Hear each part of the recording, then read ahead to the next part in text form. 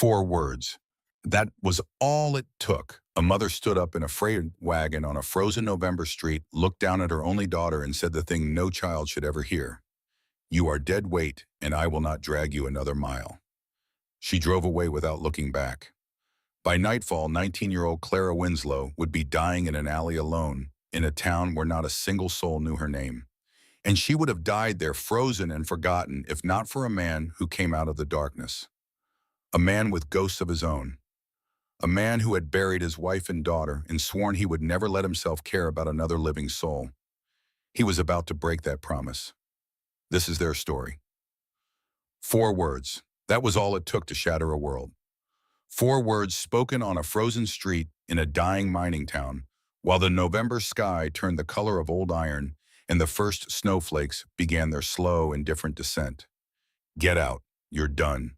Clara Winslow sat frozen on the bed of the freight wagon, her fingers white around the rope handle of her traveling bundle. Everything she owned in the world wrapped in that square of faded calico, and she stared at the woman standing above her. The woman who had carried her for 9 months and raised her for 19 years, and was now looking down at her with the kind of disgust most people reserved for something scraped off a boot heel. Celia Winslow was a small woman, narrow as a fence post, with sharp features that might have been pretty once, but had hardened into something mean, something permanent, like a knife left too long in vinegar. Her dress was clean. Her hair was pinned beneath a respectable bonnet. She looked like a woman who had standards, and right now those standards did not include the daughter sitting below her in the wagon bed with trembling hands and eyes that were already starting to burn. "I said get down." Celia's voice cracked across the street like a bullwhip, sharp enough to make the wagon driver flinch on his bench. The man, a freight hauler named Sykes, who had taken their coin in exchange for passage from Butte, kept his eyes fixed on his horse's ears. He was pretending he could not hear. He was pretending none of this was happening. Clara understood the impulse. She wanted to pretend too. "Mama, please. Don't you mama me." Celia stood up in the wagon, wobbling slightly as it rocked beneath her weight, and Clara saw her mother's hands ball into fists at her sides, knuckles going white, jaw going tight, and something in that posture told Clara this was not a negotiation. This was an execution, a sentence passed long ago and only now being carried out. Before we go on, if you are new here, hit that subscribe button. I share new frontier stories every single week. And drop a comment telling me where you are listening from tonight. I want to see how far Clara's story travels. Now, where were we? "I have carried your weight across half this territory," Celia said, and her voice was pitched loud now. Theatrical meant for the audience that was beginning to gather on the wooden walkways and frozen mud of Iron Creek's main street. "And I am done. You hear me? Done." People were starting to stare. A woman in a brown shawl paused with a basket of laundry balanced on her hip. 2 men outside the assayer's office stopped their conversation and turned to watch. A boy leading a mule slowed his steps, eyes going wide with the particular kind of curiosity that comes just before cruelty. Clara felt their gazes like brands against her skin, hot, searing, marking her as something to be examined and found wanting. "There is work in Butte," Clara whispered, hating how small her voice sounded against the wind. "You said yourself there is work.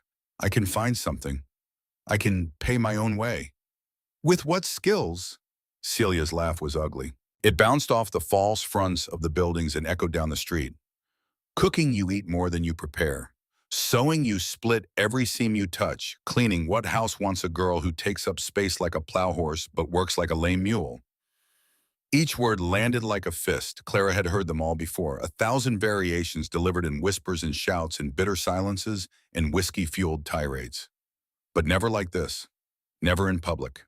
Never with witnesses who would remember, who would talk, who would make sure the whole town knew before sundown that Clara Winslow had been thrown away by her own blood. "Mama." Her voice broke on the word. She could feel the cracks spreading through her chest, fault lines running deeper than any mine shaft in these mountains. "Please don't do this." And for just a moment, something flickered across Celia's face. Not regret, not love, but something close to hesitation, like a woman standing at the edge of a cliff and wondering if the jump was really necessary. Then it was gone. "You are 19 years old and unmarriageable." Celia said, and the clinical flatness of her tone was somehow worse than all the shouting. No man will have you. No respectable family will hire you. You are dead weight. Clara and I will not drag you another mile. She turned to Sykes. Help her down. The wagon driver's throat bobbed as he swallowed hard. Clara watched him wrestle with something, some remnant of decency that wanted to object, wanted to tell Celia Winslow that a mother who abandons her child in a strange town in November deserves to answer for it. But Sykes was a practical man. He had seen hard things before and learned the cost of getting involved. Miss, he said quietly, not quite meeting Clara's eyes, best do as she says. Clara's hands were shaking so hard she nearly dropped her bundle as she climbed down from the wagon. Her boots hit the frozen mud with a squelch that seemed obscenely loud in the sudden quiet. The watching crowd had grown to maybe a dozen people now, all pretending they were not staring while leaning in just a little bit closer. She turned back to the wagon one last time. Where will you go? Celia was already settling herself back onto the bench seat, adjusting her skirts as though she had just completed a mildly unpleasant errand. Like returning a dress that did not fit, like sending back a meal that was not to her liking. That is no longer your concern. You are a grown woman now, Clara. Time you learn to stand on your own 2 feet. A pause, then the knife. Assuming they can bear the weight. The cruelty was so casual it took Clara's breath away. Sykes clucked to his horses. The wagon lurched forward, wheels grinding through the frozen ruts. Celia did not look back. Not once. Not even a glance over her shoulder to see if her daughter was still standing. And within 30 seconds, the freight wagon had turned the corner past the general store and disappeared from view, taking with it the last thread connecting Clara Winslow to anything resembling family. The crowd dispersed slowly. The woman with the laundry basket hurried away. The 2 men outside the assayer's office went back inside. The boy with the mule stared for another long moment, then spat in the dirt and moved on. Within 5 minutes, the street had returned to its normal rhythm of commerce and survival, and Clara stood alone in the middle of it all, clutching her pathetic bundle and trying to remember how to breathe. The first snowflakes caught in her hair and melted against her cheeks like cold tears. Iron Creek had 3 streets, 2 saloons, 1 church, 1 general store, 1 boarding house, and exactly 0 opportunities for a girl like Clara Winslow. She learned this in the space of 2 hours walking from door to door, in boots that were starting to let the cold seep through, carrying her bundle and her dwindling hope from one rejection to the next. The boarding house was first. It sat on the corner of what passed for Main Street, a narrow 2-story structure with peeling paint and a crooked sign that read "Rooms clean, beds no whiskey." A bell jangled when Clara pushed through the door, and a woman emerged from the back, wiping her hands on a grease-stained apron. She was perhaps 50, with iron gray hair pulled back so tight it seemed to stretch her face. Her eyes made a quick, efficient assessment of Clara. Face to dress to boots and back again. Whatever conclusion she reached settled into the hard line of her mouth. Help you. I am looking for work, Clara said, forcing her voice to remain steady. I can clean, cook, do laundry. I am a hard worker, ma'am, and I do not need much. Just a place to sleep and maybe a meal or 2 while I get settled. You got references? No, ma'am, I just arrived today. Family in town. Clara's throat tightened. No, ma'am. I run a respectable establishment. Clean house, clean reputation. I cannot have girls coming through here with no family, no references, and no proper introduction. People talk, and talk is bad for business. The door closed behind Clara with a sound like a period at the end of a sentence. The general store was next. Holstead, a portly man with spectacles that kept sliding down his nose, took one look at Clara and shook his head before she had finished her first sentence. Got 2 boys already, he said, gesturing to a pair of gangly teenagers stacking crates in the corner. Don't need more help, and even if I did, I couldn't afford to feed. He stopped himself, but Clara heard the rest of the sentence in the silence that followed. She heard it clearly. She had been hearing it her whole life. She tried the milliner's shop, the seamstress, the assayer's office, the livery stable. Even the saloon, though, approaching that door took every scrap of courage she possessed and a few scraps she had to borrow from somewhere deep inside herself. The pattern was always the same: a quick assessment, a quicker refusal, and the door closing with a finality that made Clara's chest tighten a little more each time, like a belt being drawn one notch closer to the last. By the time the sun started to sink behind the western mountains, painting the sky in shades of amber and ash, Clara had exhausted every possibility. Her feet ached from walking through frozen mud. Her hands were numb despite being tucked under her arms. The snow was falling harder now, fat flakes that caught in her hair and melted against skin that was growing too cold to feel them. She found herself standing outside the church, a small whitewashed building with a wooden cross nailed above the door. For a long moment, she considered going inside, seeking sanctuary, seeking warmth, seeking someone whose job it was to tell her that she mattered, that God had a plan, that everything would work out if she just had faith. But the thought of explaining herself to a minister, of enduring another assessment, another set of eyes traveling from face to dress to boots, of being found wanting in the gaze of someone who was supposed to see everyone as equal before heaven. She could not do it. Instead, Clara walked to the edge of town where the buildings gave way to scattered shacks and canvas tents, and found a narrow alley between an abandoned storefront and a leaning shed. It smelled like old garbage and wet dog, but it blocked some of the wind, and the overhang provided minimal shelter from the snow. She sat down with her back against the rough wooden wall. She pulled her thin shawl tighter around her shoulders. She wrapped her arms around her bundle. This was how it ended then. Not with violence or drama, but with simple, brutal arithmetic. No money, no family, no prospects, and a body the world had decided was not worth the space it occupied. Clara closed her eyes and tried to remember her father's face. Whitaker Winslow. Whit everyone had called him. He had worked the sawmill in Virginia City, a tall, quiet man with gentle hands and a voice that always sounded like it was smiling. He loved to cook. Said it was one of the few things a man could do that created something beautiful instead of just something functional. He would stand at the stove in whatever rented room they were living in that month, stirring a pot of something that smelled like heaven, and Clara would sit at the table watching him, and he would read to her from the leather-bound book of poetry he kept on the shelf above the bed. He died when she was 7, an accident at the mill. One moment he was there, solid and warm and smelling of pine sawdust, and the next he was gone, and the world shifted on its axis and never quite righted itself again. After that, it was just Clara and Celia. And Celia, looking at her daughter, saw Whit, saw the same eyes, the same stubborn chin, the same quiet way of moving through a room. And every time she saw it, something in her face would close like a door being shut against a draft. Clara remembered something her father used to say, something he would tell her on winter nights when the wind howled outside and the rented room felt too small and the future felt too uncertain. Winter always ends, Clara. Remember that? No matter how long and dark it gets, winter always ends. She held those words now like a candle in the dark. But the flame was guttering, and the dark was very, very deep. The cold crept in slowly, starting in her toes and fingers, working its way toward her core with the patient, methodical advance of something that had all the time in the world. She had read once that freezing to death was supposed to be peaceful, that eventually the cold felt warm, and you just drifted off to sleep like settling into the softest bed you had ever known. She hoped that was true. Somewhere in the distance, a dog barked. Footsteps crunched through snow-covered mud, moving closer and then fading away. The town settled into its evening rhythms. Doors closing, lamps being lit, families gathering around tables for supper. Clara tried to imagine what that felt like.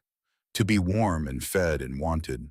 To have someone set a place for you at the table because they expected you to be there, because they wanted you to be there, because your absence would leave a hole that nothing else could fill. She was still trying to imagine it when the darkness began to close in. The voice came from somewhere far away, filtering through layers of cold and exhaustion, like a sound heard underwater. "Girl, can you hear me?" Clara's eyes fluttered open, or maybe they were already open. It was hard to tell in the darkness. Everything had gone soft at the edges, blurred like looking at the world through frosted glass. A shape loomed above her, blocking out what little light remained from the distant street lamps. Big, tall, male. Fear spiked through the numbness, a flash of heat that almost felt warm. She tried to move, tried to scramble back against the wall, but her body would not cooperate. Her limbs felt distant, disconnected, like they belonged to someone else entirely.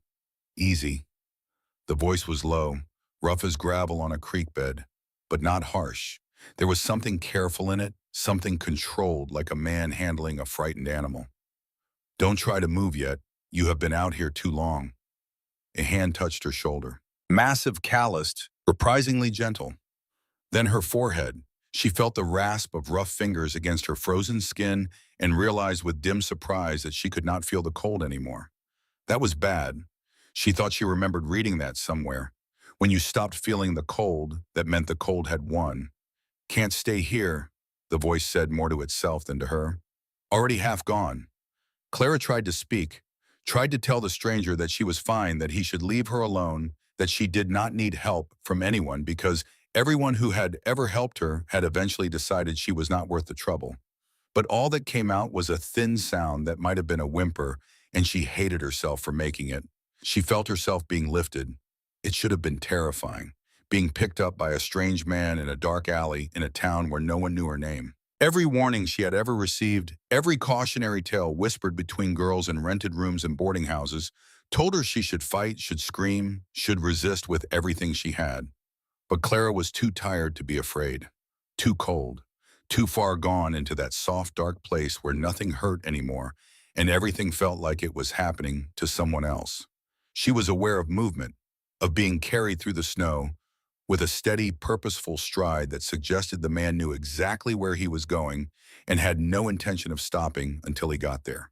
She caught glimpses of his face in the lamp as they passed through town.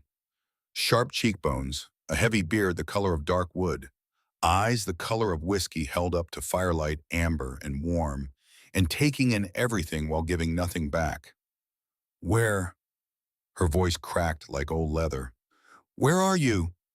Somewhere warm, he said. Rest now.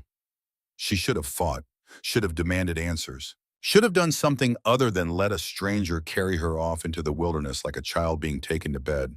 But the warmth of his arms against the killing cold was too much, and the darkness pulled her down before she could form another thought. Clara Winslow did not know that the man carrying her through the snow that night did not live alone on his mountain. He had two brothers, and all three of them were carrying wounds that no one in Iron Creek knew about. But that part of the story would have to wait until morning. She woke to the smell of wood smoke and coffee. For a disoriented moment, she thought she was back in one of the rented rooms Celia had dragged her through over the years. That familiar combination of morning confusion and displacement that had defined most of her life. Where are we now? What town is this? How long until we move again? But the bed beneath her was wrong. Too soft. Covered in thick furs that smelled like pine and leather, and something wild she could not name.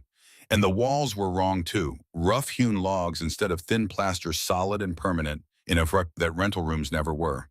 She opened her eyes. The cabin was small but well built. A single room with a stone fireplace at one end, flames crackling and popping behind a hand-forged iron grate. Bundles of dried herbs hung from the rafters overhead, sage and rosemary, and things she did not recognize. Snowshoes and steel traps lined one wall. A rough plain table sat near the fire, with two handmade chairs tucked beneath it. A narrow loft above accessible by a ladder made from pine poles. Everything spoke of a solitary life, carefully maintained. Everything spoke of a man who had built his world to need no one. And standing at the fireplace with his back to her, stirring something in an iron pot that hung over the flames, was the largest man Clara had ever seen. He was perhaps 6.5 feet tall, with shoulders that seemed carved from the same timber as the cabin walls. His hair was dark, the color of wet chestnuts, pulled back from his face with a leather tie. He wore wool trousers, heavy boots, and a homespun shirt with the sleeves rolled to his elbows, revealing forearms corded with muscle and marked with the scars of a life lived hard and close to the bone. He stirred whatever was in the pot, and the smell of it hit Clara like a wave. Meat and potatoes and onions and something savory that made her stomach clench with sudden desperate hunger. A sound that was almost a groan escaped her lips before she could stop it. The man turned. His face matched his body, all hard angles and weathered planes, the kind of face that had seen difficult things and decided not to flinch from any of them. A thick beard covered his jaw, dark as his hair, neatly kept, but not trimmed with any particular vanity. His eyes were pale amber, almost golden in the firelight, and when they settled on Clara, she felt the weight of an assessment far more thorough than any she had received in town. But there was no disgust in that gaze, no pity, No calculation about what she might be worth or what she might cost. Just a level measuring look that seemed to be asking one simple question. Will she live or will she die? You're awake, he said. It was not a question. Clara pulled the furs up to her chin suddenly and acutely aware of her situation. She was in a strange man's bed, in a cabin that appeared to be miles from anywhere, with no idea how she had gotten here or what he might expect in return for saving her life. Where am I, Omaki? My cabin, about 5 miles north of Iron Creek. And you are Josiah Tanner. I am Clara Winslow. She watched him ladle stew into a wooden bowl. He crossed the room with surprising quiet for a man his size and set the bowl on the small table beside the bed, along with a spoon and a hunk of dark bread. Then he stepped back, putting distance between them as though he understood that proximity might frighten her more than anything he could say. Eat, he said. Clara stared at the food. Her stomach growled so loudly it echoed in the small space and heat flooded her cheeks. It is not poison, Josiah said, and there was something dry in his voice that might have been humor if his face had shown any sign of it. And it is not a bargain. You were dying. I brought you here. You eat, you get it warm. When you are strong enough, we figure out what comes next. Why what? Why did you help me? Clara's hands twisted in the furs. You don't know me. I am nobody. I am... She could not finish the sentence, could not say out loud what her mother had screamed for all of Iron Creek to hear. Josiah was quiet for a long moment. When he spoke, his voice was matter-of-fact, devoid of sentiment, but not unkind. I was in town trading pelts.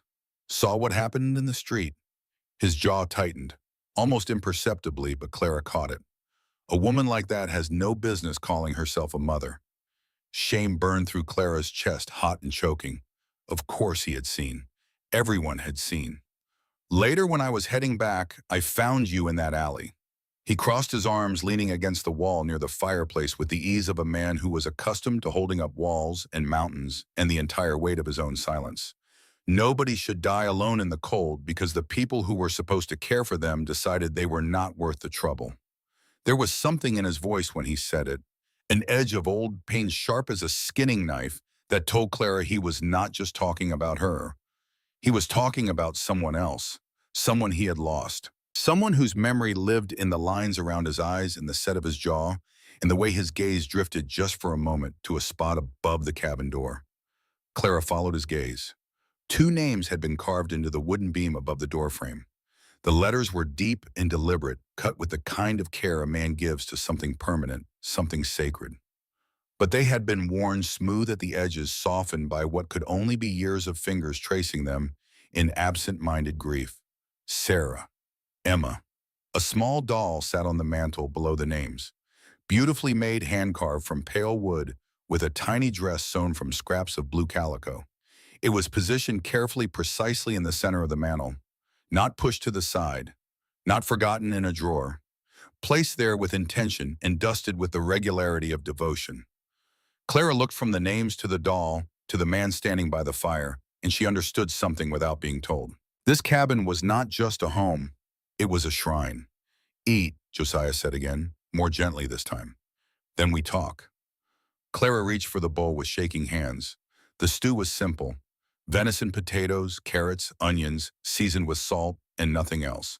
But it was hot and filling and tasted better than anything she could remember eating in years.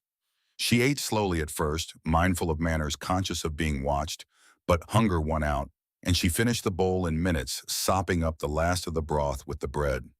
Josiah took the bowl without comment and refilled it. She ate the second helping too. By the time she set the spoon down, the hollow ache in her stomach had eased to something almost bearable, and the warmth from the fire was seeping into her bones, thawing places that had been frozen for longer than one November night. She felt more human than she had in days, maybe weeks, maybe years. And that terrified her, because warmth and food and shelter were never free. Nothing was ever free, and sooner or later Josiah Tanner was going to tell her what he expected in return. I don't have any money, Clara said, forcing herself to meet his eyes. I cannot pay you back. Not for the food, not for any of this. Josiah was sitting in one of the chairs, now long legs stretched toward the fire, hands wrapped around a tin cup of coffee. He studied her over the rim with those amber eyes that seemed to see everything and reveal nothing. did not ask for money. Then what do you want? The question hung in the air between them, heavy with every implication a 19-year-old girl owned in a cabin with a strange man could imagine. Clara's heart hammered against her ribs, but Josiah's expression did not change. He took a slow sip of coffee, set the cup down with deliberate care, and when he spoke, his voice was as steady as the walls around them. If you stay here, you work. Not because I am cruel and not because you owe me, but because work proves something. He paused. To me, and more importantly to yourself. Clara blinked. I don't understand. You were left to die because someone decided you were not useful. Josiah's voice was flat, but there was steel underneath it, the kind of steel that holds a bridge together over a flooding river. Best way to prove them wrong is to be useful. To yourself first. To me second, if you choose to stay. Stay. The word felt strange in her mouth, foreign like a language she had once known but forgotten. You are saying I can stay here. Winter is coming hard. You go back to Iron Creek with no money and no prospects. You will end up in the same alley or worse. He stood and crossed to the window, looking out at the falling snow with the expression of a man reading a letter written in a language only he could understand. I am not saying this is permanent. I am saying you can stay until spring. You'll learn some skills, get your strength back, figure out what you want to do next. And in exchange, you mend, you cook, you help with the work that needs doing. I trap and hunt. We both pull our weight. He turned back to face her. I am not looking for company, Clara. I am not looking for anything but an honest exchange of labor. You stay in the cabin, I will build a partition for privacy, and if at any point you want to leave, I will take you back to town myself. No questions, no obligations. It was too good to be true. It had to be. Every lesson life had taught Clara Winslow said that when something seemed too good to be true, it was because someone was hiding the cost until it was too late to walk away. Why would you do this? Her voice cracked. You don't know me. You don't owe me anything. Why would you let a stranger stay in your home? Josiah was quiet for so long that Clara thought he would not answer. The fire popped. The wind pressed against the cabin walls. And in the silence, something shifted in his face, something deep and guarded, cracking open just wide enough to let a sliver of light through. Because 5 years ago, I had a family, he said, a wife, a daughter. The names on the beam, Sarah, Emma. When they needed help, when they were sick and suffering and desperate, every door in the nearest town closed in our faces. Because we did not have money for a doctor. Because I was just a mountain man who did not matter to respectable folk. Clara's breath caught in her throat. My daughter was 6 years old when she died. Josiah's voice was rough now, like something being dragged across stone. Burned up with fever while I held her and begged her to stay. My wife followed 3 days later. He paused. His eyes were fixed on something far beyond the cabin walls, something only he could see, and whatever it was, it lived in a place where the light did not reach. And I swore then that I would never be the kind of man who walks past someone who needs help just because it is inconvenient or because they don't fit some narrow idea of what worthy looks like. The silence that followed was absolute. Even the fire seemed to hold its breath. I am sorry, Clara whispered, because there was nothing else to say. Josiah shook his head once, sharp and final like a door being closed on a room he had already spent too long inside. Don't be sorry, just decide. You want to stay, you stay. You want to go, I will take you back at first light. But make the choice for yourself, not because you think it is what I want to hear. Clara looked around the cabin, at the solid walls that held back the wind, at the fire that pushed back the cold, at the 2 names carved above the door and the small wooden doll that kept watch from the mantel. She thought about the alley in Iron Creek, about the cold seeping into her bones, about the doors closing one after another until there was nowhere left to go. She thought about her mother's voice, you are dead weight, and she thought about her father's voice, soft and steady, reaching across 12 years of absence to find her here. Winter always ends, Clara. I will stay, she said. If the offer is real, I will stay. It is real. Then I will work. I will earn my keep, I promise. Josiah nodded. Something crossed his face that might have been approval, or might have been relief, or might have been something else entirely that Clara did not yet have the vocabulary to name. Good. We start tomorrow. For now, rest. You are still recovering." He turned back to the fire, effectively ending the conversation, and Clara lay back against the furs. Her mind was spinning with questions and fears and the fragile, terrifying possibility that maybe, just maybe, she had found a place where she could prove that her mother had been wrong about everything. Outside, the snow continued to fall, blanketing the mountains in silence. And for the first time since her father died more than 12 years ago, Clara Winslow fell asleep without wondering if she would wake up at all.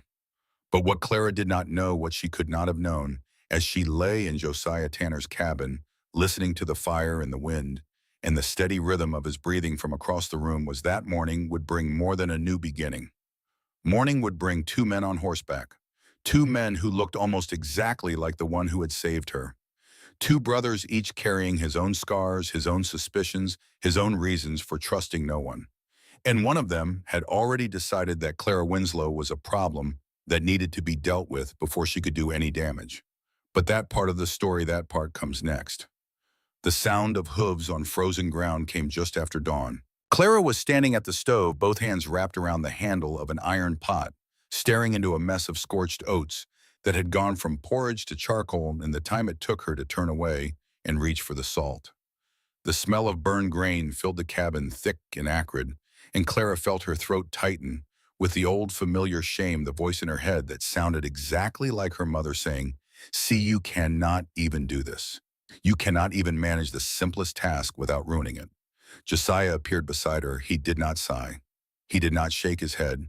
He did not look at her with the weary exasperation she had spent 19 years learning to expect. He simply took the pot from her hands, scraped the scorched oats into the scrap bucket, set fresh water to boil, and measured out new oats with the quiet efficiency of a man who had been feeding himself for a long time and understood that mistakes were not emergencies. "Too much heat," he said. "Pull it to the edge of the grate next time. Oats cook slow. They don't need fire. They need patience." "I am sorry." "Nothing to be sorry for. Try again tomorrow." That was when the horses arrived. Clara heard them first. The crunch of snow under iron shoes, the snort of breath in cold air, the creak of saddle leather.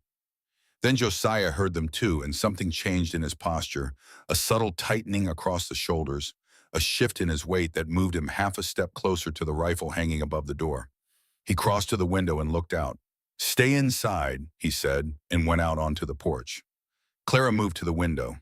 What she saw through the frost-clouded glass made her breath catch and her grip tighten on the edge of the table.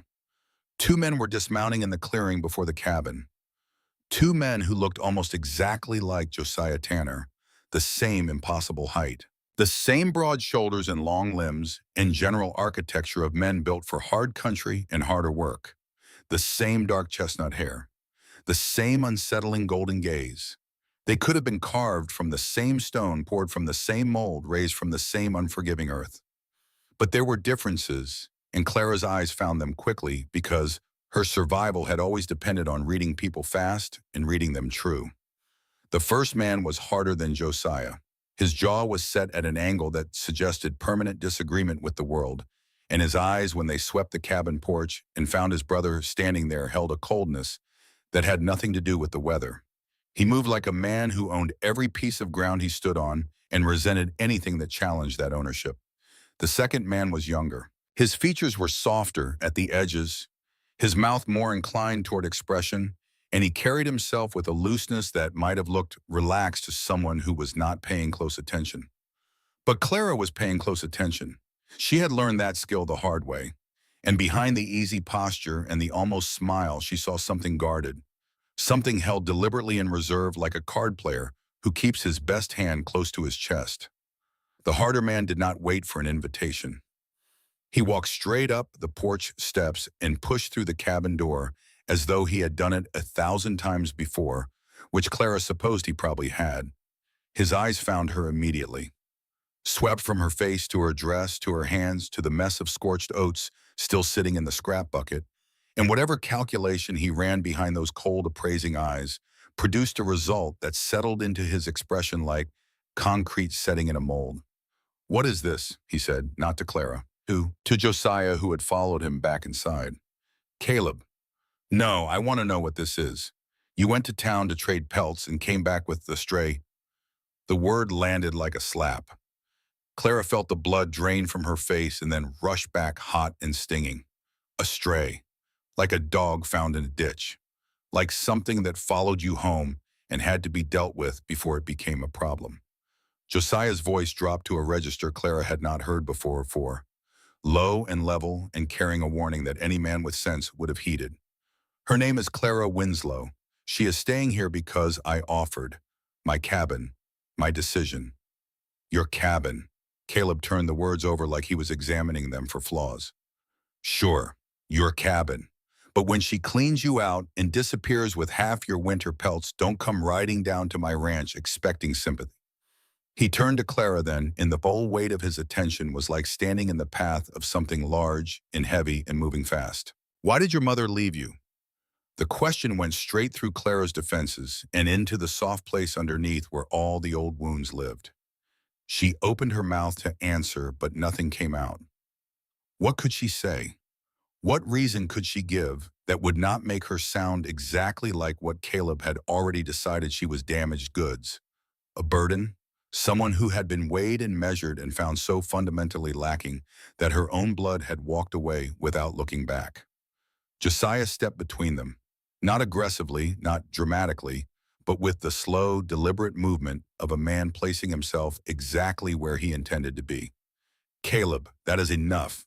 The two brothers stared at each other across 3 feet of cabin floor, and Clara saw something pass between them that was older than this moment, older than her arrival, older perhaps than the cabin itself. Some unresolved thing that lived in the space where their eyes met, heavy and jagged and worn smooth by years of being carried. Caleb's jaw worked, his hands curled into fists at his sides.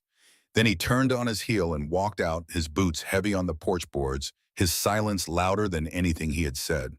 The younger brother had been standing in the doorway through all of it, watching with those careful eyes that saw everything and said almost nothing. He looked at Clara now, and there was something in his expression that was not hostility, not welcome, but something in between. An open question, a willingness to wait for the answer. I am sorry about Caleb, he said. His voice was quieter than either of his brothers, gentler in its cadences, like water moving over smooth stones. He is not a bad man. He has just lost enough to make him afraid of anything new. And you, Clara heard herself ask. Something flickered behind his eyes, a shadow that came and went so quickly she almost missed it. I am Elias, he said, the youngest, and I have learned that being afraid of loss is not a good enough reason to stop living. He held her gaze for a moment longer than necessary, as though he wanted to make sure she understood that he was not just talking about Caleb. Then he touched the brim of his hat in a gesture that was almost courtly and turned to follow his brother. Clara watched through the window as Caleb mounted his horse with the controlled fury of a man who was not finished with this conversation, merely postponing it. Elias swung up into his own saddle with an ease that spoke of a lifetime in the stirrups. The two brothers rode away through the snow without looking back, and within minutes the clearing was empty again, and the only evidence of their visit was the tracks in the snow and the small parcels sitting on the edge of the table near the door. Clara stared at it. She had not seen Elias set it down, had not noticed him reach into his coat or shift his weight or do anything that would have betrayed the motion. But there it was, a small package wrapped in cloth tied with a length of twine. She opened it carefully. Inside was a tin of dried chamomile, a smaller tin of wild mint, and a jar of golden honey sealed with wax. No note, no explanation. Just the quiet, deliberate kindness of someone who had thought about what a cold and frightened young woman might need and had acted on that thought without requiring acknowledgement or gratitude. Clara held the honey jar in both hands and stared at it for a long time. That evening, after the fire had burned low, and the cabin had settled into its nighttime sounds of creaking wood and popping embers, Josiah told her about his brothers. He spoke the way he did everything else, carefully, without excess, choosing his words the way a carpenter chooses nails, each one driven in straight and true, and only where it was needed. 3 brothers. Silas Tanner's sons raised on a ranch in the valley below these mountains.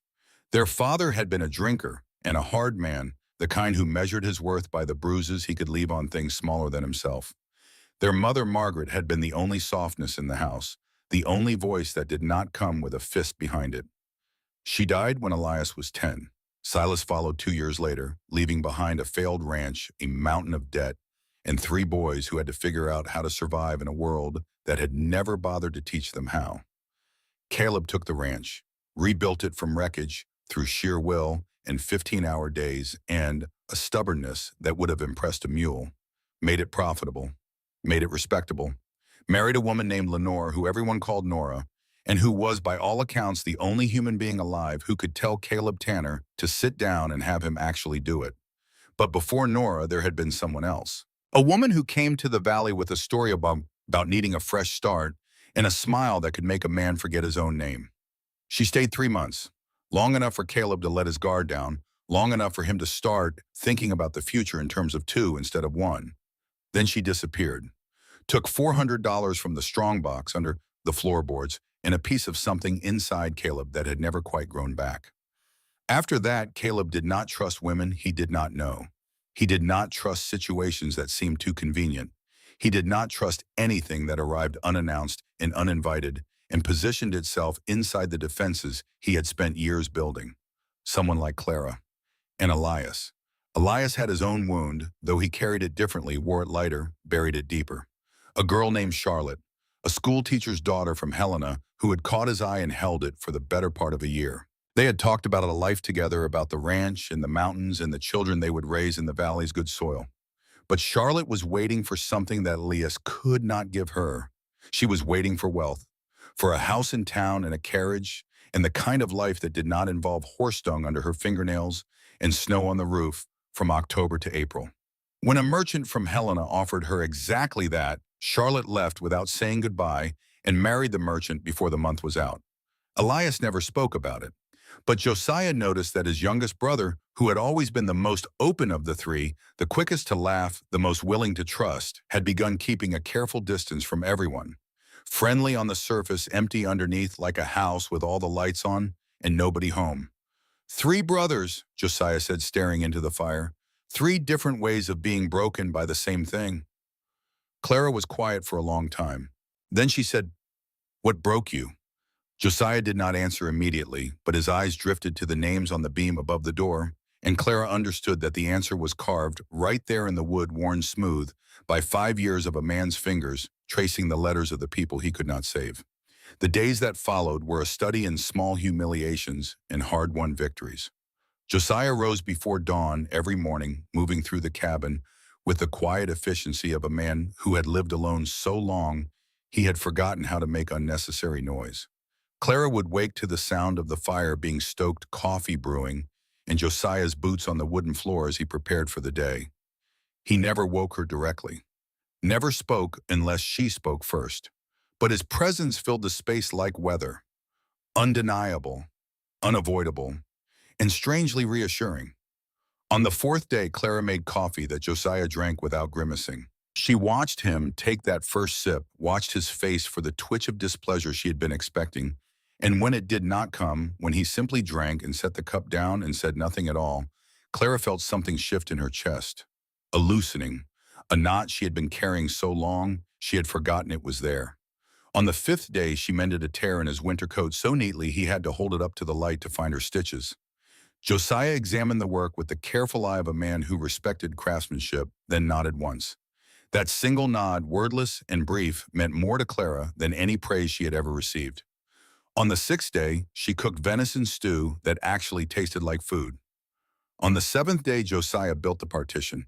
He had promised her privacy, and he delivered it with the same quiet competence he brought to everything else. Using rough-cut lumber stored in the lean-to, he constructed a frame that divided the cabin's sleeping area from the main room, then hung heavy canvas across it to create a separate space. It was not fancy. A narrow section with the bed, a small trunk for her belongings, and a peg on the wall for hanging her shawl. But it was hers. "That work for you?" Josiah asked, wiping sawdust from his hands. Clara stood in the doorway of her new space, running her fingers along the canvas edge. The fabric was sturdy, well secured, offering both visual privacy and a sense of boundary she desperately needed. Behind this curtain, she could breathe without being watched. She could cry if she needed to. She could exist without performing gratitude or strength or anything other than what she actually was. "It is perfect," she whispered. "Thank you." Josiah nodded and went back to cleaning his tools.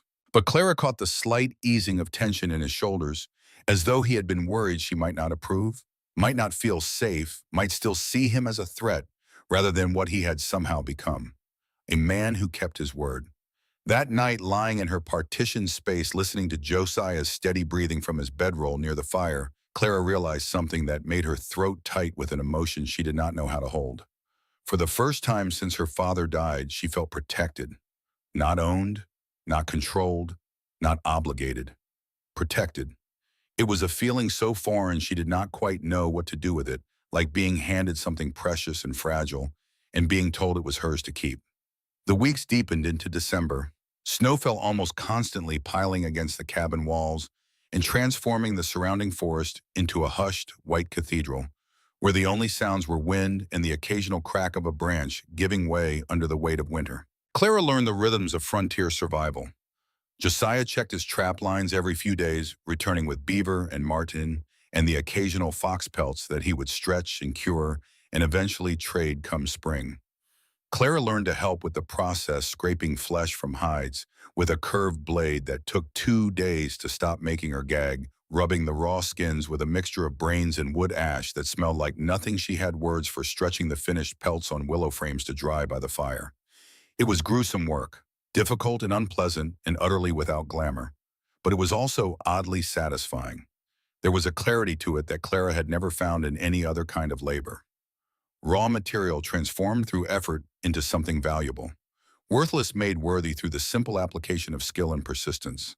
Josiah never praised her directly, but she noticed when he started giving her the easier pelts to work on the ones where mistakes would not ruin hours of effort. She noticed when he began leaving certain tasks for her without asking, trusting they would be done by the time he returned from the trap line. Small gestures of confidence that spoke louder than any compliment. They fell into rhythm. Josiah would rise early, check the weather, and head out into the wilderness with his pack and rifle. Clara would maintain the cabin, prepare food work on whatever mending or preparation needed doing. In the evenings, they would eat together at the rough-planed table conversation, sparse but not uncomfortable. Josiah was not a man who filled silence with chatter, and Clara had learned young that speaking too much only gave people ammunition. But sometimes when the wind howled outside and the fire burned low, Josiah would tell her things. He talked about the land, how to read animal tracks in snow, which plants were safe to eat, where the best fishing spots were come summer. He talked about survival, how to start a fire in wet conditions, how to follow a creek downstream if you were lost, how to tell when a storm was coming by the way the birds went quiet. He never talked about his wife and daughter again, but Clara saw them in every name he did. In the way he traced the names above the door, each time he passed through it, his fingers finding the letters by memory, a gesture so habitual he probably did not realize he was doing it. In the small, beautifully made doll on the mantel, untouched but dusted with the devotion of a man tending a grave. In the way his face would go distant, sometimes his eyes finding a middle distance that had nothing to do with the mountains outside and everything to do with the mountains inside, the ones that never stopped growing, no matter how many years passed. One evening, Clara woke from a nightmare and lay still behind her partition, breathing hard, trying to separate the dream from the dark.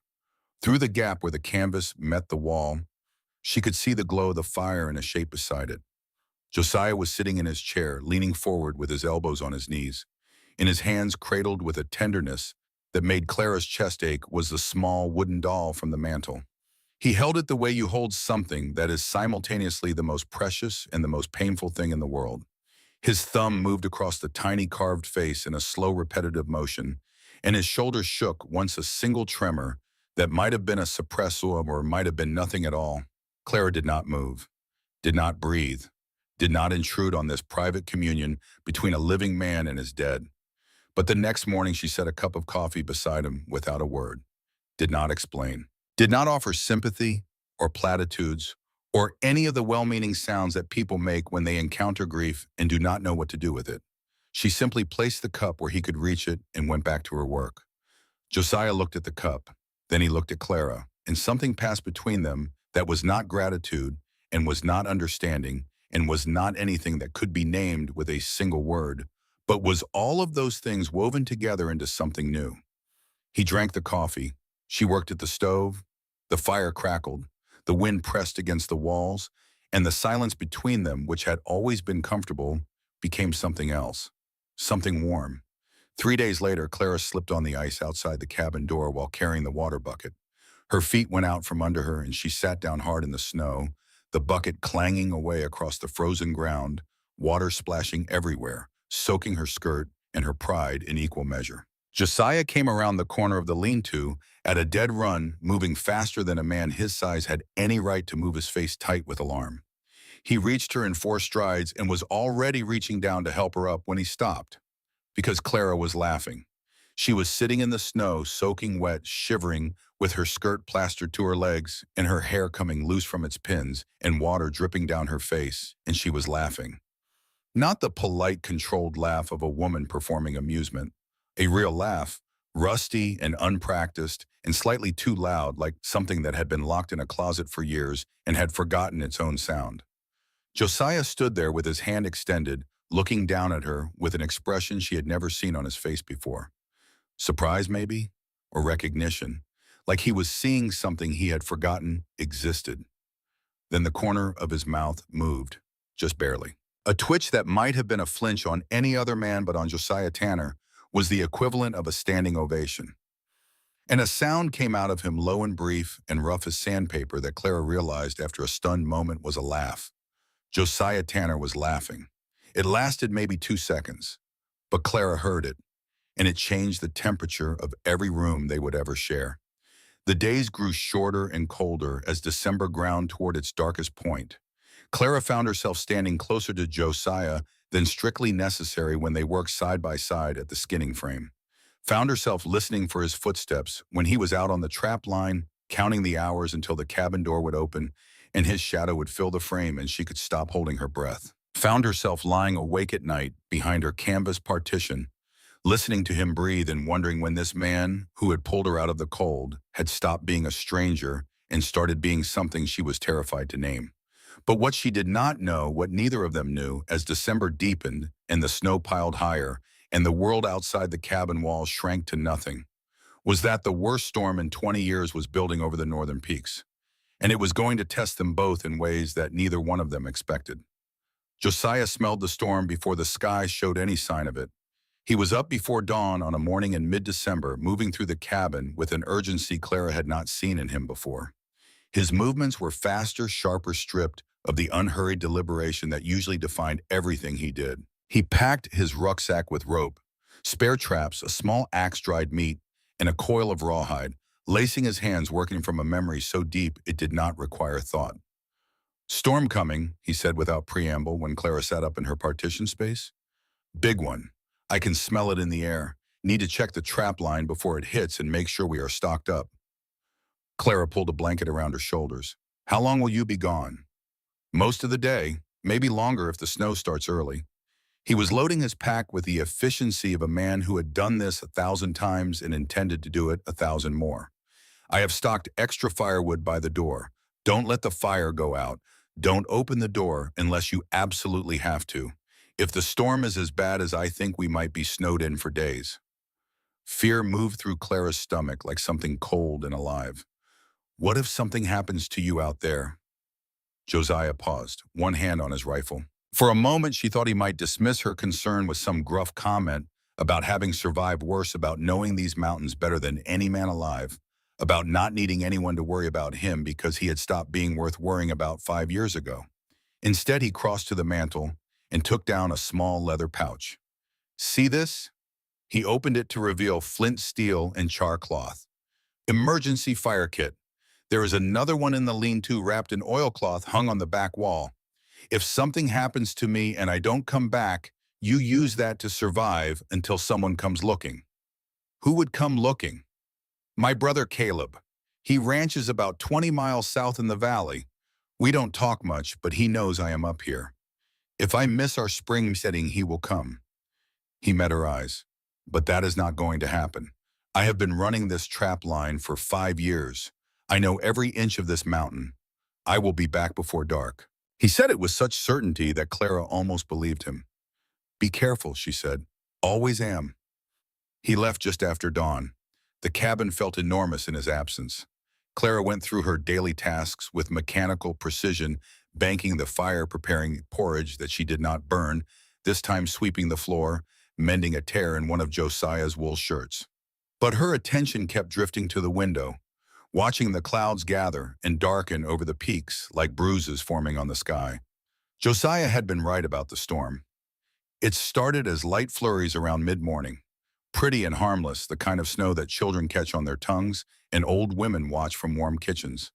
By noon, the wind had picked up and the snow was falling thick and fast, reducing the world outside the window to a gray blur. By mid-afternoon, the blur had become a white void, and Clara could not see the tree line 20 yards from the cabin. She fed the fire, checked the woodpile, prepared stew that Josiah might not be there to eat, and tried not to think about all the ways a man could die in a blizzard. Frozen in a drift, fallen through ice, lost in whiteout conditions with no landmarks to guide him home. When full dark fell and Josiah still had not returned, Clara's worry crystallized into something very close to panic. She stood at the window with one hand pressed against the cold glass, staring out into the storm. The wind shrieked around the cabin's corners with a sound like things dying, and the snow piled higher by the minute. And Clara Winslow stood alone in the wilderness and faced a truth she had been avoiding for weeks. She could not lose him. Not now, not after everything. She refused to stand at this window and watch the darkness swallow another person she cared about. She would not survive being left again. Not by choice this time, but by chance, by the random cruelty of weather and wilderness, in a world that seemed determined to take from her everyone she dared to need. The door crashed open. Clara screamed and spun to find Josiah stumbling into the cabin, so covered in snow. He looked like a walking drift. Ice clung to his beard in thick clusters. His face was raw and red from the wind, the skin around his eyes nearly white. He was shaking so hard his teeth chattered, and when he tried to speak, nothing came out but a harsh rasp that sounded like his lungs were full of gravel. Clara did not think. She moved. She crossed the room and caught him as he swayed, bracing herself against his weight, which was considerable, and guided him toward the fire. She stripped his frozen coat from his shoulders, working the buttons with fingers that were steady, despite the terror hammering in her chest. Gloves next, then boots. His fingers were white at the tips, his movements clumsy and uncoordinated, and Clara recognized the signs from something she had read in one of her father's old almanacs. Hypothermia, the body shutting down from the outside and sacrificing the extremities to keep the core alive. "Sit down," she ordered, pushing him into the chair nearest the fire. "Don't move." She heated water, not hot, tepid. She remembered that much. Too much heat, too fast could stop the heart. She found every blanket and fur in the cabin and piled them within reach. She ladled stew into a bowl and pressed it into his shaking hands. "Drink, small sips. Let it warm you from the inside." Josiah obeyed. His movements were slow and mechanical, the obedience of a man too far gone to argue, and that frightened Clara more than anything else. Josiah Tanner did not take orders. Josiah Tanner gave them. The fact that he was sitting here, letting a 19-year-old girl tell him what to do, meant the cold had gotten deeper than she wanted to think about. She knelt beside him and took his right hand, examining his fingers with the focused attention of someone who understood that the next few minutes might determine whether he kept them. The tips were dangerously pale, waxy, looking, the skin tight and shiny. But when she pressed, gently color returned. Not frostbite, not yet, but close enough to taste it. She submerged his hands in the basin of tepid water. He hissed at the contact, his jaw clenching hard enough to crack teeth, but he did not pull away. She did the same with his feet, peeling off socks that were stiff with ice and lowering them into a second basin. Then she wrapped the blankets around her shoulders and sat back on her heels and looked at him. "What happened? You said you would be back before dark." "Trap got jammed." His voice was coming back rough and halting but present. "Could not leave it. Animal would have suffered all night. By the time I got it free and reset, the storm was on me. Could not see 10 feet ahead." "You could have died out there." "Was not going to die. Know these mountains too well." But his voice lacked its usual certainty, and Clara saw the truth in his eyes, plain as text on a page. He had been scared, not for himself. Josiah struck her as the kind of man who had made peace with his own mortality years ago, the kind who had buried his fear of death in the same grave as his wife and daughter. But he had been scared of something. He had been scared of leaving her alone, scared of becoming one more person who abandoned Clara Winslow when she needed them most. The realization settled over her like a physical weight, heavy and warm and terrifying in its implications. She worked in silence for the next hour, changing the water when it grew too cool, wrapping his feet and hands in soft cloth once the color had fully returned, making sure he drank the entire bowl of stew and then another. By the time she was satisfied that he was not in immediate danger, the wind was howling like a living thing outside, and snow was piling against the cabin door in drifts that reached halfway up the frame. Josiah was watching her with an expression she could not quite read, something between wonder and pain, like a man looking at a fire after years of darkness and not being entirely sure the warmth is real. "You did good," he said quietly. "Handled that like you have been treating frostbite your whole life." "I was terrified," Clara admitted, sinking into the chair across from him. "I thought you were not coming back. I thought—" She could not finish. "I am sorry I worried you. Should have turned back sooner." "Why didn't you—" Josiah looked into the fire. His jaw worked. He was quiet for so long that Clara thought the conversation was over. Then he spoke, and his voice was rougher than she had ever heard it, like the words were being dragged up from a place he did not visit willingly. "Because I kept thinking about you up here alone. What would happen if I did not make it back? Whether you would survive." He paused. "I am not used to that. Having someone to come home to. It changes the calculations." "Stronger together than apart," Clara said quietly. Josiah looked at her, really looked at her with a gaze that had been so carefully guarded since the day she arrived. And for the first time, Clara saw something behind the wall, something that looked like the beginning of something enormous and terrifying and inevitable. "Yeah," he said, "I suppose we are." The storm raged for 3 days. They were snowed in completely, the door buried under drifts that reached past Josiah's waist. The cabin became their entire world, and in that small space, something began to grow between them that neither one could pretend was not there.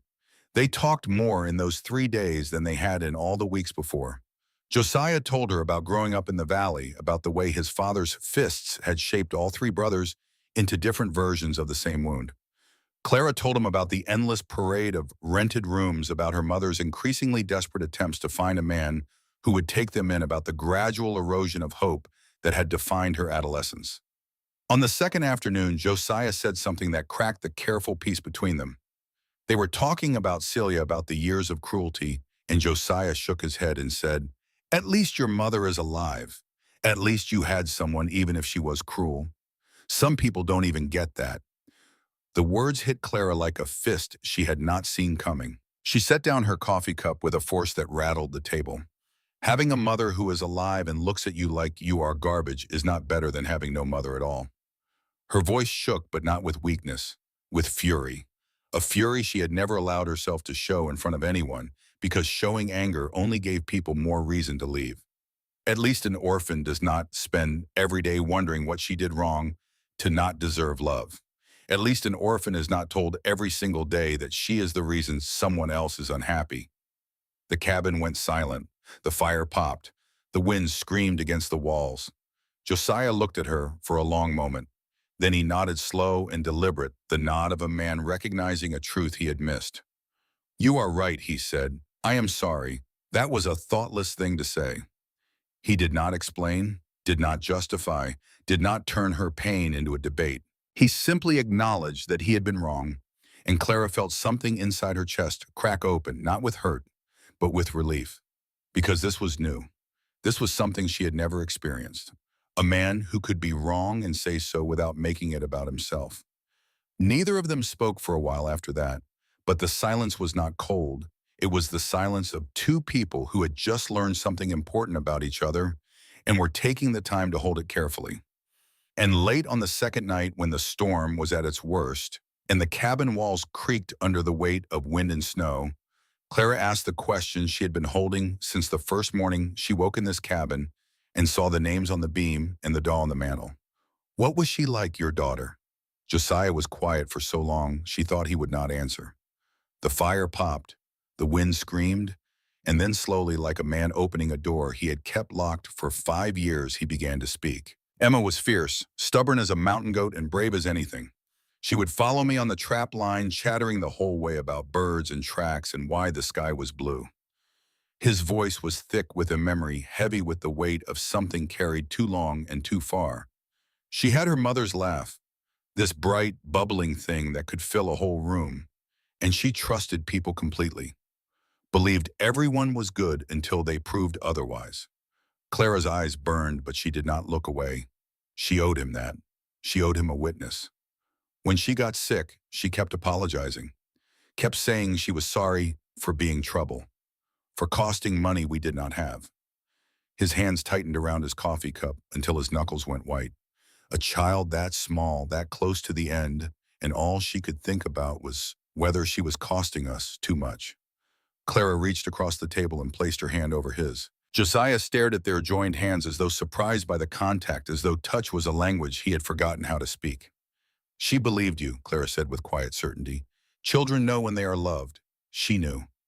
Josiah's shoulders shook once, a single tremor. Then his hand turned beneath hers, palm to palm, and held on. Thank you for asking about her, he said after a long time. Most people act like mentioning the dead is cruel, like silence is kinder. Silence is not kindness, Clara said. It is erasure. The people we have lost deserve to be remembered out loud. They stayed like that until the fire burned low and sleep became unavoidable. And when they finally separated to their respective sleeping spaces, Clara felt as though something fundamental had shifted between them. Some wall that had been standing since the day she arrived had developed a crack wide enough to let the light through. On the fourth morning, the storm broke. Clara woke to silence. Not the howling absence of a blizzard, but the deep, muffled quiet of fresh snow under clear skies. Josiah was already up digging out the door with a shovel he had stored in the loft. When he finally broke through sunlight, poured into the cabin like a blessing, blinding and pure. The world outside was transformed. Snow lay in pristine drifts as high as Clara's shoulders. The pines bowed under the weight of it, branches frosted white. The sky was a blue so sharp it hurt to look at. Beautiful, Clara breathed. Josiah stood beside her in the doorway, surveying his domain. Beautiful and deadly.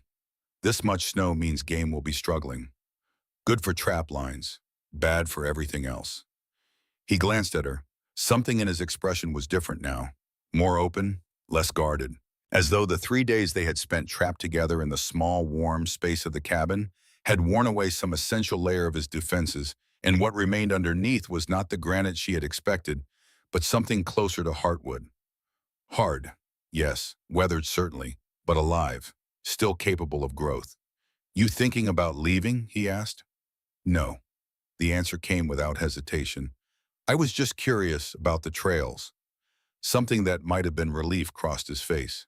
Good, because there is still a lot of winter left, and I could use the help. It was as close as Josiah Tanner came to saying he wanted her to stay. Clara accepted it for the gift it was. They fell back into rhythm, but everything felt different now, charged with something unspoken.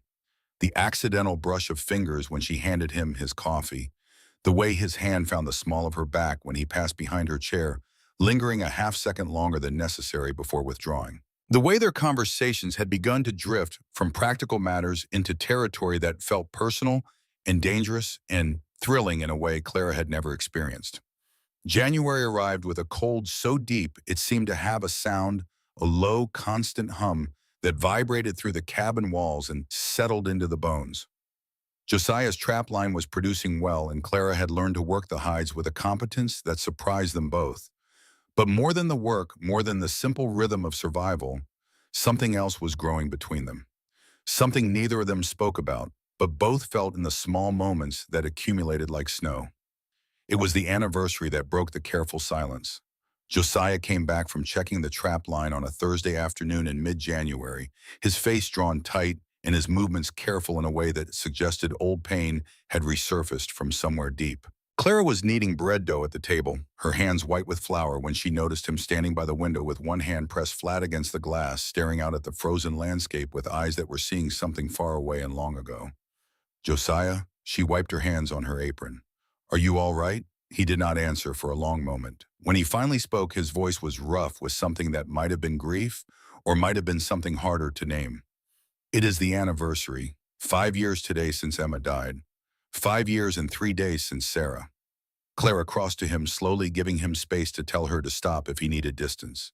When she reached his side, she did not touch him, did not offer empty platitudes. She simply stood there, present and solid, waiting. I thought it would get easier, Josiah continued, still staring out at the frozen landscape. People say time heals, that grief fades, that eventually you learn to live with the hole they left behind. But some years it is worse. Some years the missing feels fresh as the day I buried them. Is this one of those years? Josiah's jaw worked. Yeah, I think maybe it is. Why, what is different about this year? He turned to look at her then, and the raw emotion in his eyes nearly knocked her back a step. It was not anger, it was not despair. It was something more complicated than either of those things, something that lived in the territory between longing and terror. Because this year, for the first time since I lost them, I have wanted something. He paused. One. And that feels like betrayal. The words hung between them, heavy and undeniable. Clara's breath caught in her throat. She had known. Somewhere beneath the careful distance they maintained, beneath the pretense that this was just a practical arrangement between two people with no other options, she had known that what she felt was not one-sided. But hearing Josiah say it out loud made it real in a way that terrified her. It is not betrayal, she said, her voice barely above a whisper. Loving someone new does not mean you love them less. Does it not? Josiah's hands curled into fists at his sides. I swore I would never let myself care that much again.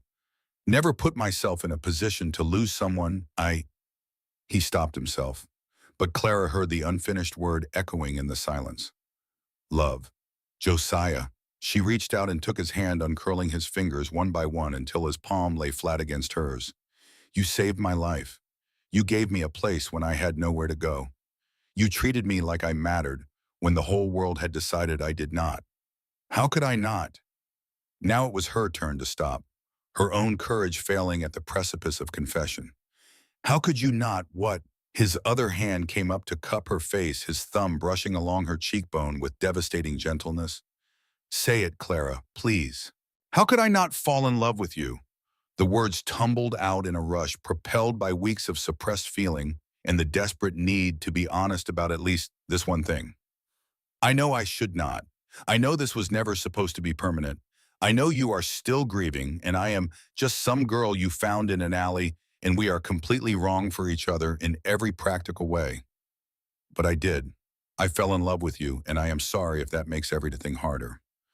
Josiah's expression cracked open, revealing something so vulnerable and fierce it made Clara's chest ache. Don't apologize for that.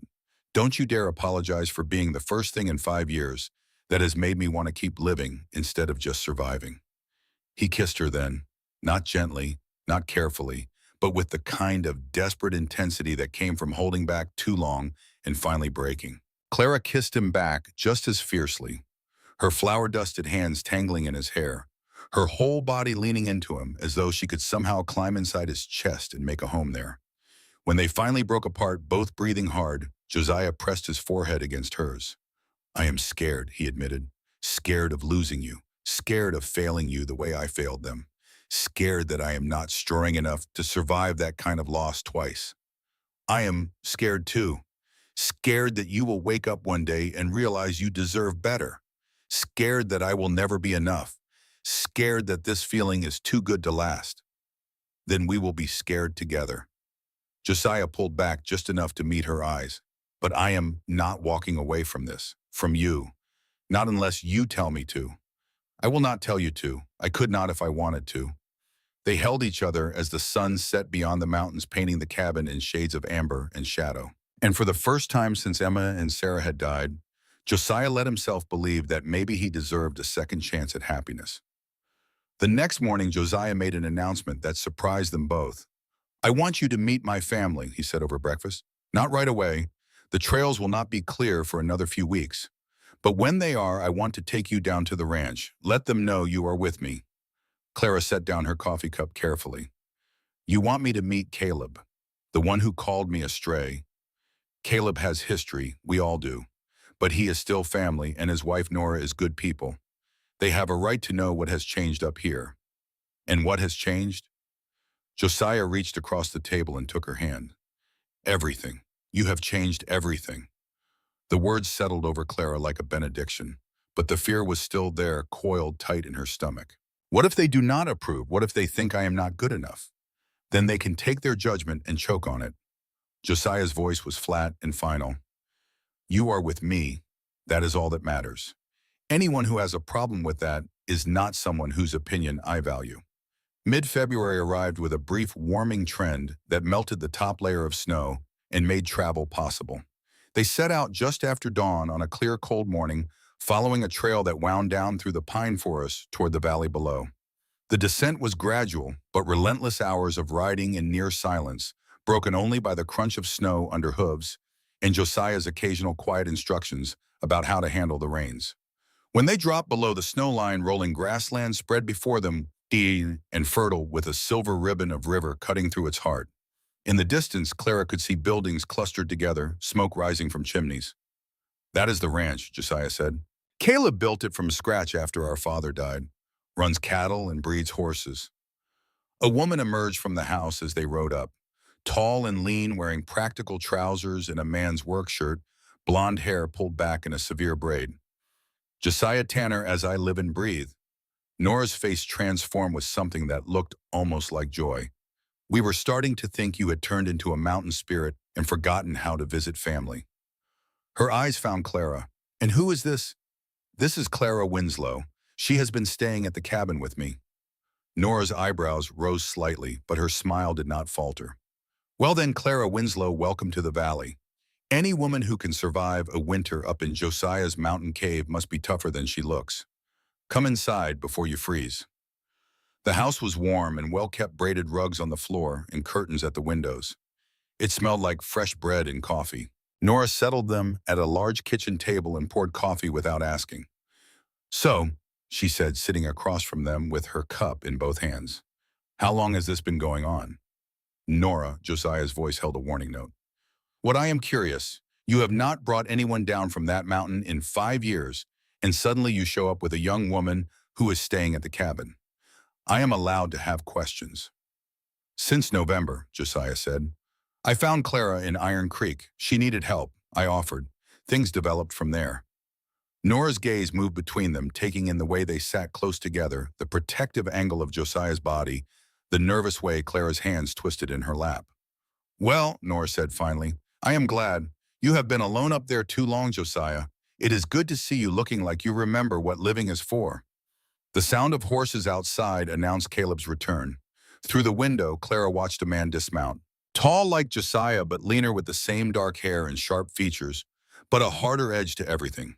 He came through the door and stopped dead when he saw Josiah. Well, hell, Caleb said. The prodigal brother returns. Caleb. Josiah stood slowly. The two men stared at each other across the kitchen. Then Caleb crossed the room in 3 long strides and pulled Josiah into a rough embrace. About damn time, Caleb muttered. About damn time you came down from that mountain. When they separated, Caleb's gaze swung to Clara. She braced herself for the same cold assessment, the same dismissal she had received in the cabin weeks ago. But something had changed. Caleb looked at her for a long moment, and then he extended his hand. Miss Winslow, welcome to the ranch. Clara took his hand, confused by the shift. Thank you. Later, she would learn why. Nora told her during dishwashing, while the brothers sat by the fire with whiskey and the kind of conversation that needed to happen without witnesses. Caleb rode down to Iron Creek a few weeks after he met you. Nora said, her hands moving through the soapy water. Asked around about you, about your mother. Clara's stomach dropped. He did? He did. And what he found was not what he expected. He found a whole town full of people who remembered watching a woman throw away her own daughter in the street. People who hadn't had turned you away when you needed help. People who felt bad about it, but not bad enough to have done anything different. Nora handed her a plate. He came home and sat at this table for a long time without talking. Then he told me he had been wrong about you. He said that, not in those words. Caleb does not apologize easily, but I have been married to the man long enough to know when he is carrying guilt. And he has been carrying it since the day he looked you in the eye and called you astray. That evening after dinner, Caleb caught Josiah alone by the barn. You planning to marry her? Caleb asked. Direct as always. Yes, Josiah said. You sure about that? not just lonely up there mistaking gratitude for something more. I am sure. Caleb was quiet for a moment, looking out toward the mountains. 5 years ago, when Sarah and Emma got sick, I was down here building fence. I knew they were sick. I told myself it would pass. I was wrong, and I have spent every day since trying to make up for not being there when you needed me. Josiah said nothing. The girl is not what I thought she was, Caleb continued. She is tough, she is honest, and she looks at you like you hung the moon and the stars and every single thing in between. He turned to face his brother. Marry her, give her a family and a home, and everything that mother of hers should have given her. And stop hiding up on that mountain like a ghost. One evening in mid-March, with the fire burning low and the cabin filled with the kind of quiet that comes when two people have run out of things to hide, Josiah knelt beside Clara's chair and took her hands in his. I am not good with words, never have been, but I need you to understand something. He paused, gathering himself. When I found you in that alley, I told myself I was just doing what any decent person would do, helping someone who needed it. Nothing more complicated than that, but that was not the whole truth. Clara's breath caught. The truth is, the moment I saw you there, cold and alone and still trying to be brave, despite everything, something in me woke up. Something I thought had died with Sarah and Emma. And every day since, every moment I have spent with you, that feeling has gotten stronger. Josiah, let me finish. He squeezed her hands. I love you, Clara, not because you needed saving, not because I was lonely, not because you remind me of anyone else. I love you because you are strong and kind and stubborn and brave, because you make this cabin feel like home instead of just a place to hide from the world. Because when I think about my future, the only version that makes sense is the one where you are in it. Tears were streaming down Clara's face, but she did not pull away. I know I am not much, Josiah said. Just a mountain man with a small cabin and a hard life. I cannot give you fancy things or an easy existence, but I can give you everything I am. I can promise to protect you, to provide for you, to choose you every single day for as long as I am breathing. His voice cracked slightly. And I am asking if you will marry me, if you will let me be your family, your home, your future. Clara looked at this man who had saved her life and then given her a reason to live it. All the old fears rose up. What if she was not enough? What if he changed his mind? What if this happiness was too fragile to last? But beneath those fears was something stronger. The certainty that Josiah Tanner meant every word he had said. Yes, she whispered. Yes, I will marry you. The relief and joy that flooded his face was almost overwhelming. He stood and pulled her up with him, crushing her against his chest. I will make you happy, he promised against her hair. I swear I will spend every day trying. You already do, Clara said, just by choosing me, just by seeing me as someone worth keeping.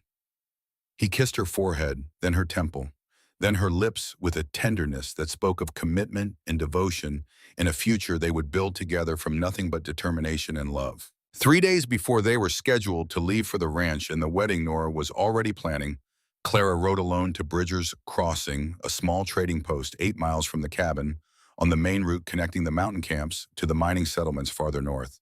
It was her first solo journey, and Josiah had been reluctant to let her go, but Clara had insisted.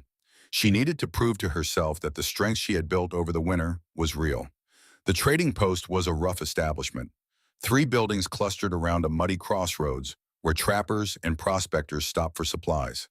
Clara tied up her horse, gathered her supply list, pushed through the door into the dim interior, and froze.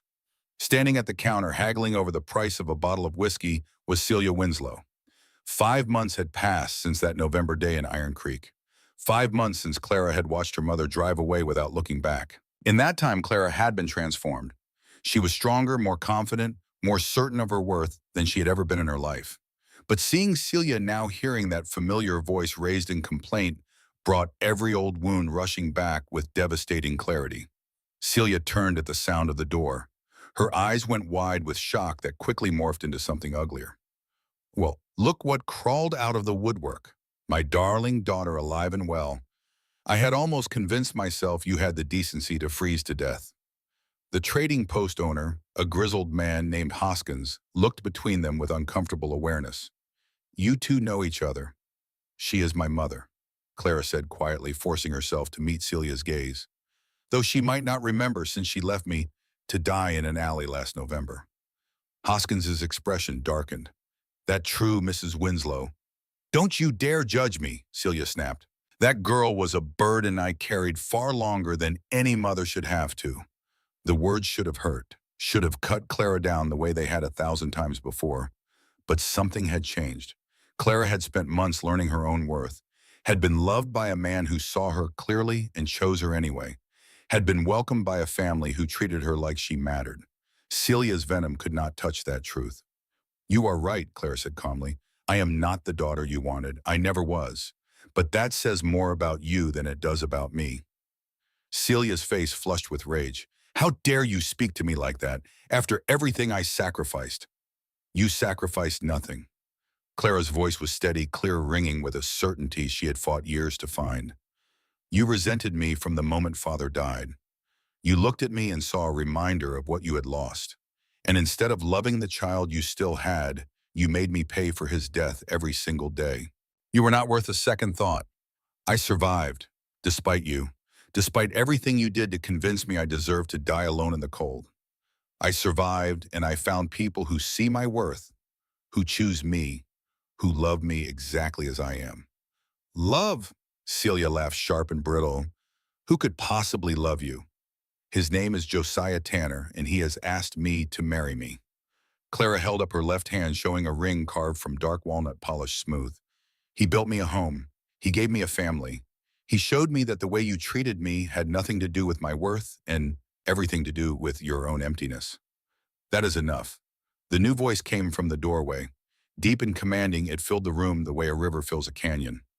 Josiah stood there, filling the frame, his expression harder than Claire had ever seen it. But he did not step in front of her, did not speak over her. He positioned himself slightly to her side, his presence unmistakable, but not overshadowing. And he was not alone. Caleb stepped through the door behind him, arms folded across his chest, jaw set in a line that could have been carved from the same mountain granite that surrounded them. His eyes, when they found Celia, held nothing but contempt. Then Elias appeared, the youngest brother, quieter than the other two, but no less imposing, his hand resting on his belt, his expression calm and watchful and absolutely certain. 3 brothers, nearly identical in their height and breadth, in the particular quality of stillness that comes from men who have spent their lives in a hard country. They stood behind Clara like a wall made of flesh and bone and iron conviction. Celia's eyes went wide, taking in their size, their obvious strength, the protective fury radiating from all 3 of them. So, she said, trying to rally, this is the man who has been harboring my daughter. The woman I am going to marry, Josiah corrected, his voice like gravel. The woman who has more courage and kindness in her smallest finger than you have in your entire bitter soul. And you are going to love Alishimon. You are going to walk out of this trading post, leave this territory, and never speak to Clara again. And I will make sure no one in this valley gives you a room, sells you supplies, or looks at you twice. Caleb added, his voice flat and final. Elias quieter but no less certain. She has 3 brothers protecting her now, Mrs. Winslow. I would advise you to leave. Celia looked around the room. 3 towering men, Hoskins behind the counter, who had turned his back on her entirely. Not a single ally in sight. She grabbed her whiskey, threw money on the counter, and stalked toward the door. She paused at the threshold, turning back with one last attempt at wounding. You will regret this, Clara, when he gets tired of you, when you are too much trouble to keep. Clara met her mother's eyes without flinching. You were never my family. You were just someone I survived until I found people who actually knew how to love. Celia's face contorted, but she had no response. She turned and walked out, her footsteps fading into the mud and distance, and finally silence. Clara's legs suddenly felt weak. Josiah caught her as she swayed, pulling her against his chest. I have got you, he murmured. She is gone. Did I really say all that, every word? And you were magnificent. But it was Caleb who broke Clara completely. The man who had called her a stray, who had wanted her gone, who had ridden to Iron Creek to investigate her like a crime scene, stepped forward and looked her in the eye. He nodded once, brief, wordless, pure Caleb. But his eyes said everything. You are family now. Nobody touches my family. Clara pressed her face against Josiah's chest and let herself shake, not from fear, not from weakness, from the overwhelming reality that she was no longer alone, that she was chosen, defended, and loved by three men who would stand between her and anything the world tried to throw at her. 3 more days, she whispered. Then we ride down to the ranch and make this official. 3 more days, Josiah agreed, and then you are mine in every way that matters. The wedding took place on a clear April morning at the ranch under an open sky with the mountains rising in the distance. Nora had transformed the yard into something beautiful.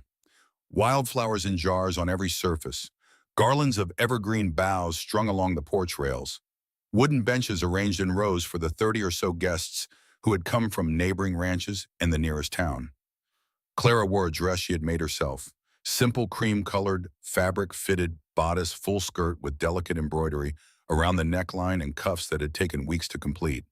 Nora had given her a veil of antique lace, old and yellowed with age, but exquisitely made.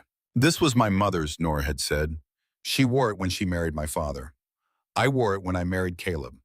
I would be honored if you wore it tomorrow. I cannot take this. It is too precious, which is exactly why I want you to have it. Every bride deserves something old, something that connects her to the women who came before. It was Caleb who walked Clara down the makeshift aisle. The man who had wanted to send her away, now giving her away with a whispered, "Take care of each other." Josiah stood at the front beside the circuit minister, flanked by Elias. He had shaved and put on his best shirt, still homespun and practical but clean and pressed. But it was his face that stopped Clara in her tracks, the way he looked at her as she walked toward him, like she was something precious and miraculous, like she was the answer to prayers he had stopped praying years ago. The minister spoke the traditional words. Clara heard them through a haze, her entire focus on Josiah's face, on his hands, holding hers, on the solid reality of this moment that had seemed impossible just months ago. Josiah slipped his mother's gold wedding band onto her finger. Caleb had kept it safe for years, waiting for the right moment. Clara slid a simple iron band onto Josiah's finger, strong enough to withstand the work his hands did every day. And the wooden ring he had carved for her, the first gift he had ever given her, she wore on a chain around her neck, resting against her heart. I now pronounce you husband and wife. Josiah cupped her face in both hands and kissed her with a tenderness that made the small crowd erupt in applause. That evening on the ranch house porch, the four of them sat together watching the stars emerge. Clara and Josiah, Caleb and Nora. You planning to head back up the mountain? Caleb asked. Tomorrow, Josiah said. We have a life to build. You are always welcome here, Nora said. Both of you. This will always be your home too. The door of their cabin closed softly behind them when they returned to the mountain. Outside, the first warm rain of spring began to fall. When morning came, everything had changed between them. Clara knew that her old life was truly over, and her real life, the one she had been waiting for without knowing it, had finally begun. Spring transformed the mountains. Snow melted. Wildflowers burst from the earth in colors so vivid they seemed impossible. Clara planted a garden. Josiah built an addition to the cabin, a separate bedroom with real walls and a door that closed. And slowly, carefully, they built a life that belonged to them alone. It was late May when Clara realized she had missed her monthly courses. She waited another week to be sure, counting and recounting, her mind racing with possibilities and fears. When she finally told Josiah, he was sitting at the table cleaning his rifle. Josiah, I need to tell you something. He looked up immediately. What is it? I think I am with child. The words hung in the air. Josiah's hands stilled on the rifle. His expression cycled through shock, then hope, then something that looked almost like fear. Are you sure? Not completely, but I am late, and I have been feeling strange in the mornings. Josiah was across the room in 2 strides, pulling her into his arms with a force that nearly lifted her off her feet. Are you happy about this? Clara asked. Are you scared? Both, he admitted, terrified something will go wrong, but also hopeful in a way I have not been since Emma died. This is our chance to build something good. Nora came up the mountain in July, bringing advice and supplies. You are doing fine, she said after examining Clara. Strong and healthy, baby is positioned right.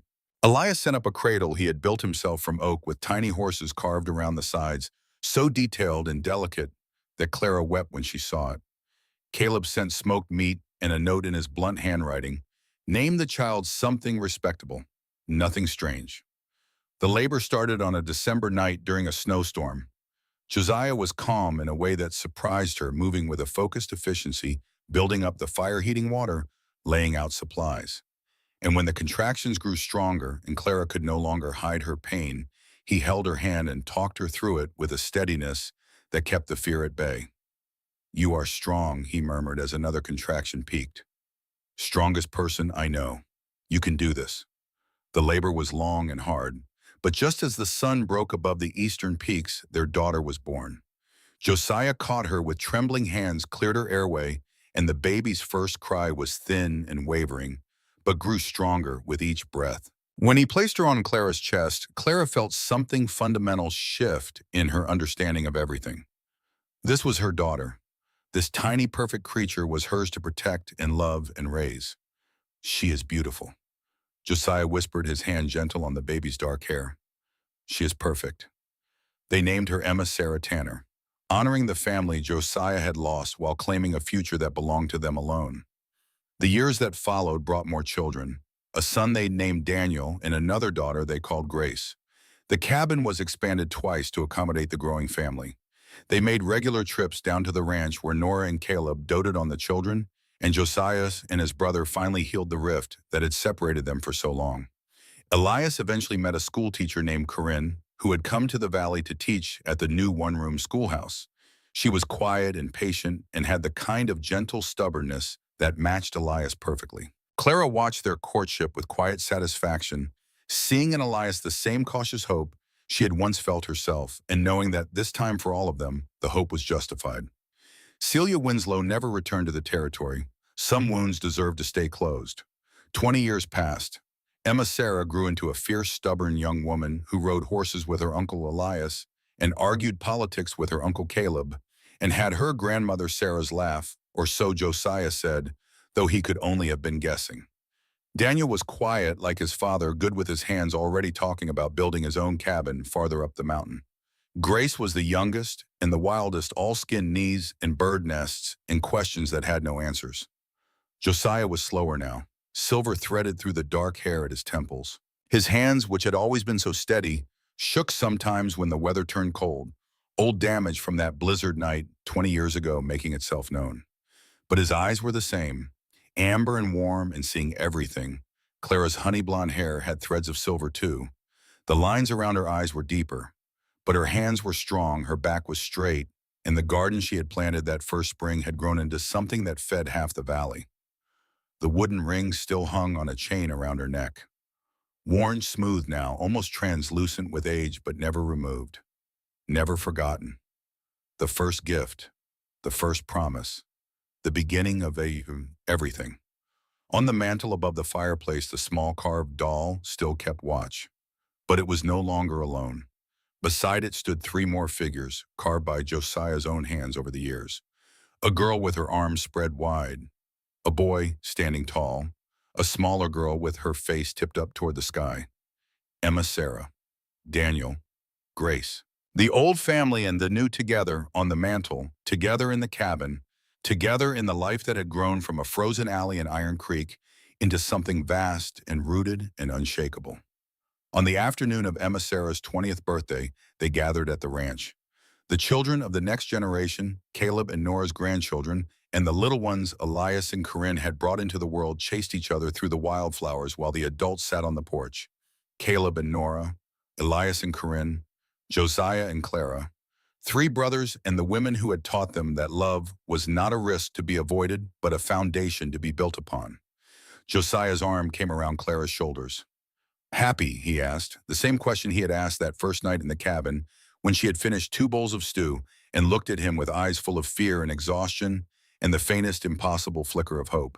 Clara looked at their children, healthy and loved and safe. She looked at Nora and Caleb arguing about fence posts with the comfortable ferocity of people who had been married long enough to enjoy the argument.